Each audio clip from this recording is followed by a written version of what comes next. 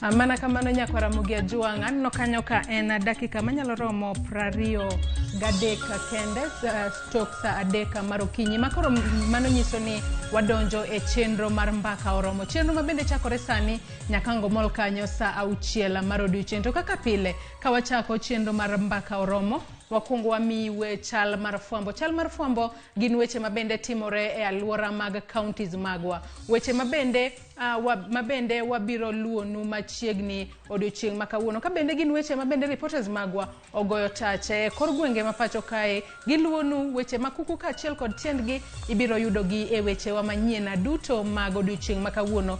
Bende par ni odong' mana ndalo 17 kende to jo Kenya dhi e debe. Weche mopogore timore e paw siasa. Mane mumiyo wachako kod kama itere campaigns odiochieng' makawuono. Ka wachako kod kuonde mabende jo siasa mabende olap dhogi ndong' ne kombe mopogore pacho kae biro tere campaigns mage.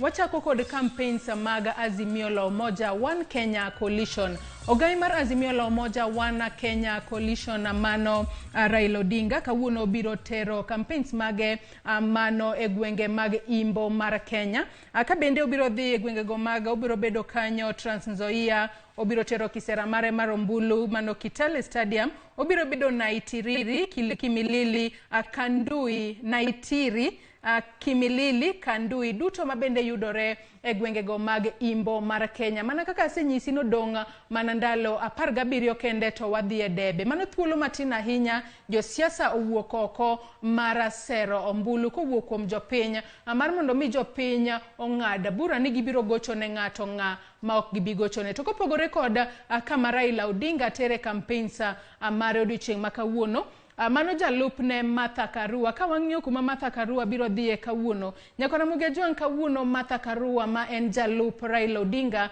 e ng'wech mar laro komten piny Kenya, kawuono to biro goyo tach e gwenge go mag Kiambu. Ka bende obiro medo timo kisera mare mar ombulu e gwenge go mag Kiambu.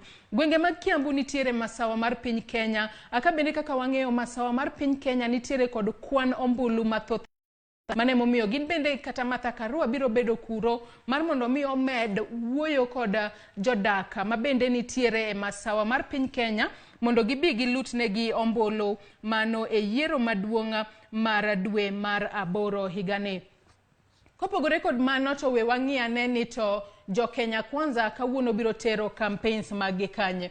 Jo Kenya Kwanza mabende otelnegi kod jalup jatenda piny Kenya William Ruto masani olap dhoge ndong' ne komno mar tend piny Kenya kod otiko mar duond burano mar UDA. Kawuono biro bedo e kisera margi mar ombulu e gwenge go makadho wath nam chumbi. Ka bende gibiro bedo kanyo e gwenge kaka Magarini, Rabai, Kilifi Town, Old Town, kaachiel kod Changamwe. Gwenge go duto yudore e counties ma Kilifi kaachiel kod Mombasa.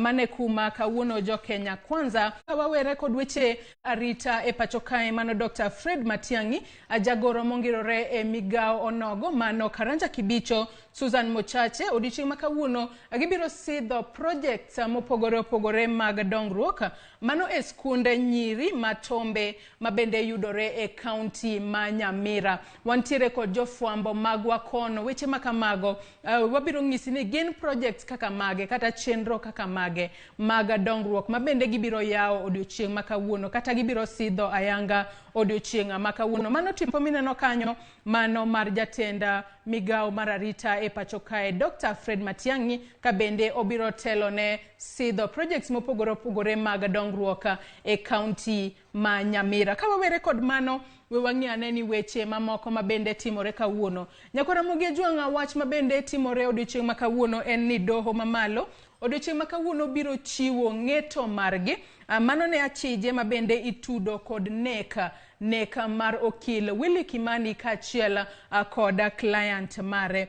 Jang'ad buche mabende ochung' ne bura makamano mano Justice Jesse Lesit noyudo achije duto 5 kod ketho tok winjo bura makamano kuom thuolo mar dweche 6. Ka bende nitiere joneno 46 mabende no chwalo neno margi kotudore kod bura makamano. Ka achije mabende no makne bura makamano bende nitiere kod joneno mag 36 mabende no chwalo neno margi e nyim doho. Kata kamano jong'ad buche bende ok nomor ahinya kod wach nek makamano. Mano nek mar okil Willy Kimani kaachiel kod client mare ma bende giwacho ni notim e yo marach ahinya, ka bende noneggi e yorno ma bende ne lit ahinya. Mano gino ma bende nowacho ni omako chunygi ahinya, kendo odiochieng' ma kawuono warito winjo ni achije ma bende noyuda kod ketho e wi nek mar okil Willy Kimani kaachiel kod client mare, tibiro ng'adnegi bura machalo nade. Weche makamago wabiro kelo ni achiel kachiel e kinde ma bende wabiro yudogi odiochieng' ma kawuono e wechewa duto mag odiochieng' ma kawuono. Ka wawere kod wach makamano nyakwara Ramogi Ajwang', weche mamoko ma bende wabiro luonu machiegni odiochieng' ma kawuono, mano riwruok mar ILOG, mano mar ILOG kawuono, mano ILOG mano ma bende ochung'ne nono kata rango kaka yiero timore pacho kae, mano Election Observation Group. Mano bende en group ma bende oting'o jokanyo mopogore opogore, mago moriwo grube makedo ne ratich oganda kaachiel kod mago ma bende wuok e dinde mopogore opogore pacho kae. Odiochieng' ma kawuono gibiro twaka e wi ikruok mar yiero e pacho kae, ka bende gin bende magisiko ka gibedo e ong'ala manyime mar neno ni jo Kenya owuok oko oluto ombulu kar rombgi mano motelo mano e kinde mag luto ombulu e pacho kae.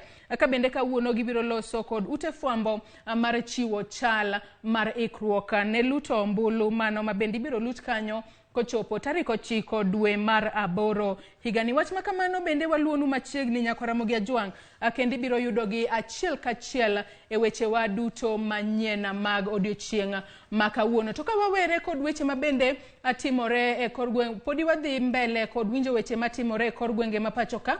We wadhi aneni to e kaunti ma Migori ang'o matimore kawuono. E kaunti ma Migori nyakwara Ramogi Ajwang' odiochieng' ma kawuono mama Aida Odinga ma en min od Raila Odinga molap dhoge ndong' ne kom aten piny Kenya, mama Aida Odinga kawuono biro chopo e gwengego mag Migori mar dhi yawo kata sidho ayanga kar pimo kaachiel kod thiedho tuono mar kansa. Gino ma bende ibiro kata center ma bende ibiro yaw amano e od thieth ma Sori Lakeside ma bende yudore Sori e kaunti ma Migori.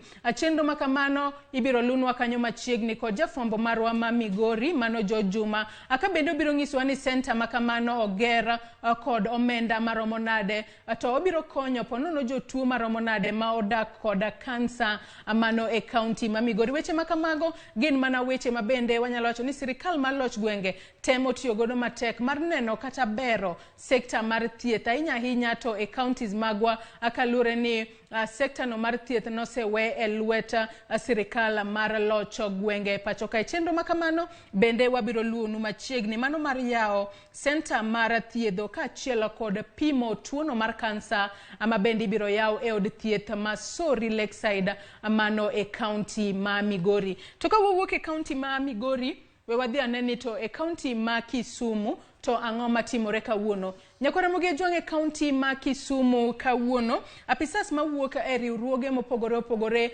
makedo ne ratich oganda e pacho kae, mano moriwo nyaka Amnesty International, odiochieng' ma kawuono gibiro limo mano familia mar Baby Samantha Pendo. Par ni Baby Samantha Pendo en achiel kuom jogo ma bende nowito ngimagi mano tok tulo ma bende nomuoch tok yiero mar higa mar 2017. To nyaka sani familia makamano pok oyudo ratiro margi e yo makare. Riwruoge ma bende kedo ne ratich oganda e pacho kae biro limo familia no ma bende odaka e kar dak ma Nyalenda mano e kaunti ma Kisumu mar temo wuoyo kod familia no kendo neno ni familia makamano oyudo ratiro margi e yo makare.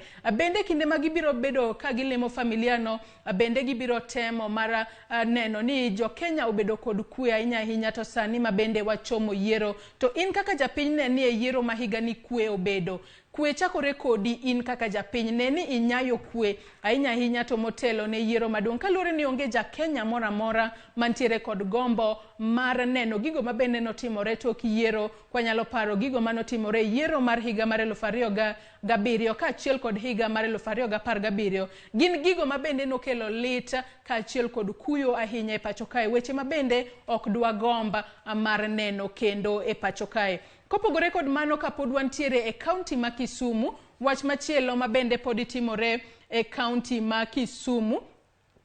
Nyakwara Ramogi Ajuang e kaunti ma Kisumu, gima kendo timore odiochieng' ma kawuono, duol mabende ochung'ne kata kedo kod wechego mag tiyo kod yedhe mamero ji e pacho kae, mano NACADA.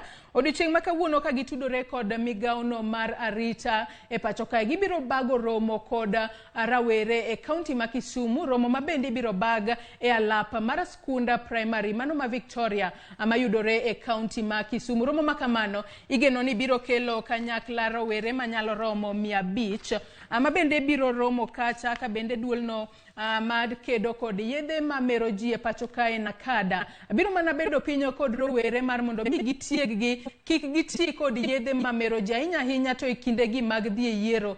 Kalure ni ka rawere otiyo kod yedhe mamero ji, ponono yedhe makamago nyalo loko paro margi kendo nyalo miyo gichako tulo makoni kod kocha e kindego mag yiero. Mane momiyo NACADA bago romo makamano mar nyiso rowere rach ma tiyo kod yedhe mamero ji nyalo kelo kaponi gitiyo godo ahinya ahinya to e kindegi mag yiero. Gidwa tiego rowere oket tenge yedhe mamero ji, gidhi e kinde ka gidhi e yiero to gidhi e yiero ka gin jogo mabende nitiere kod paro maliw. Moko kuom jogo mabende biro bedo e romo makamano aseng'isi kanyo ni NACADA biro bedo kacha, duol mariwo wi oganda duto kanyachiel mano NCIC bende biro bedo kacha, Youth Fund kaachiel kod National Youth Council mago jodito mawuok e migepe machalo kaka mago biro bedo e romo makamano mar tiego rowere ber mar koso tiyo kod yedhe mamero ji ahinya ahinya ato sani mabende wachomo yiero maduong' mibiro bag kanyo kochopo tarik 9 dwe mar 8 higani. Weche makamago matimore e kaunti ma Kisumu, jofwambo magwa kendo wabiro kelo negi achiel kachiel e kinde ma wabiro yudo gi e mesa wa mar ka weche manyien. Ka wawuok e kaunti ma Kisumu, wang'iane ni to e kaunti ma Homa Bay ang'o matimore kawuono.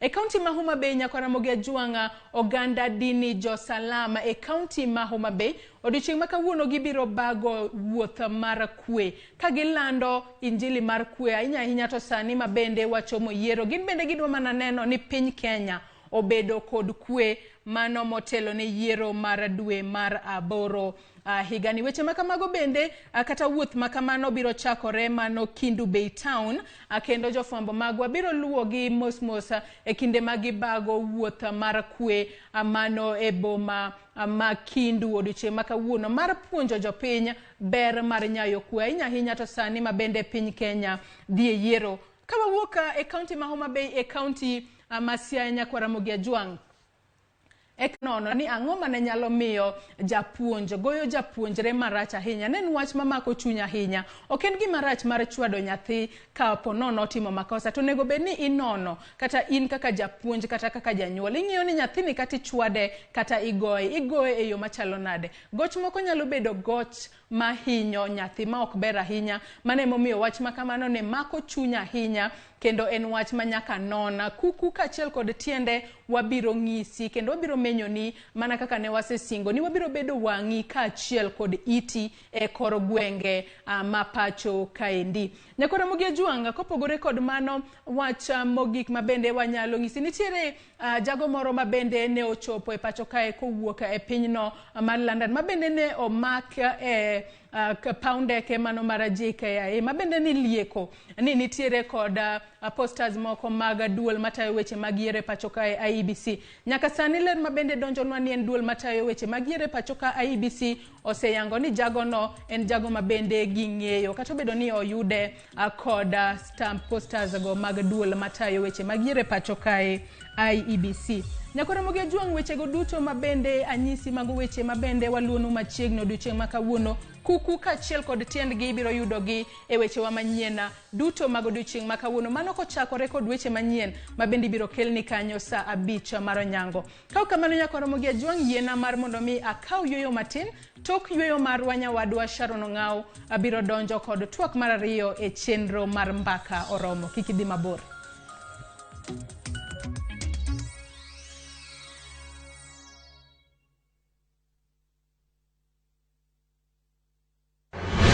Jailieta kani Nairobi, ma Ramogi TV.